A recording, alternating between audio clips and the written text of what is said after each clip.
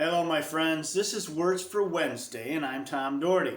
For the last few weeks, we've been talking about things that bring death to a church. So let's do something happier and talk about things that bring life to a church.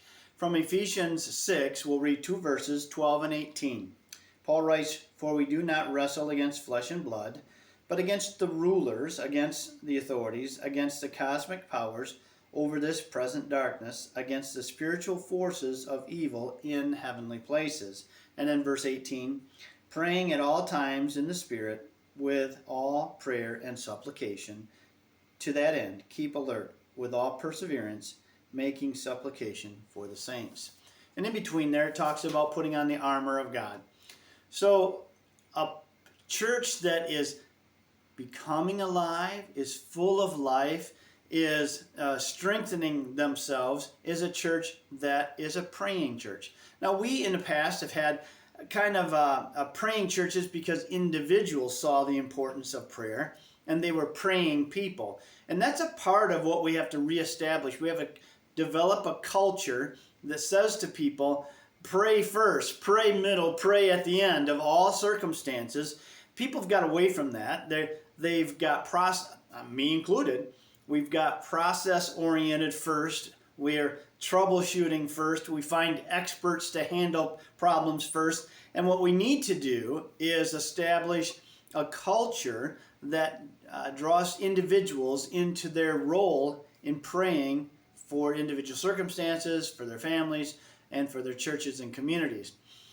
Secondly, it's important for us to then structure. So what happened is we had this culture, and because we weren't structured, we didn't have a way to measure, to a way of observe what's going on. People fell away from praying. That generation started dying off or going away, and new people with new ideas about process and structure and those kinds of things stepped in, and that became primary.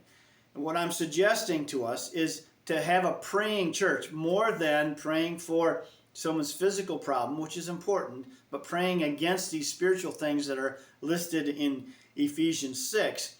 To have that, we need to have churches that have prayer in their services in ways that are going to be drawing people into the understanding of the power of prayer, praying that is praying for people and their salvation, praying for people that are under the influence or possession perhaps, but definitely the influence of the evil one and his spirits, praying in local small groups and Sunday school classes, making it more than just an ad hoc thing that we add to in the last minute to try to pray over and say, God bless what we're going to do, but praying into these things so God can direct us and guide us, and praying that will make shifts in us as we grow spiritually. I don't care if we've been Christians for 40 years or 50 years or 60 years, there's still continuing shifts that need to happen in our heart.